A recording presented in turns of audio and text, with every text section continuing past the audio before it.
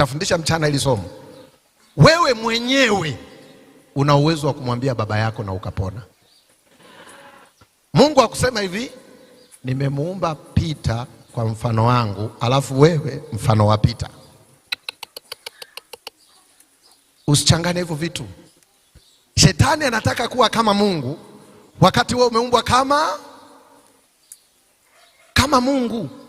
Lakini tatizo limetokea wapi? Ndio maana nimeanzia hapa ili twende sawa. Kwa nini leo sisi binadamu hatupo kama Mungu alivyotaka tuwe? Kwa nini leo sisi hatuko kama yeye? Tumekuwa watu wa kuendeshwa na sio wa kujiendesha.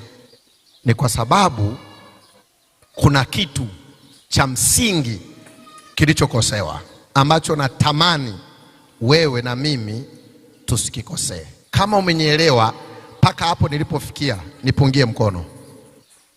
Mungu akubariki.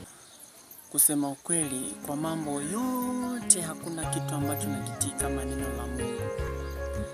Baki neno la Mungu ndilo limenifanya mimi niwe hai, na neno la Mungu ndilo limenifanya mimi niwe na uzima.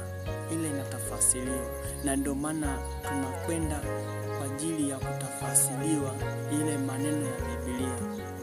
Kwa hiyo nipende tu kukusihi ndugu mwenzangu ambaye unanitazama,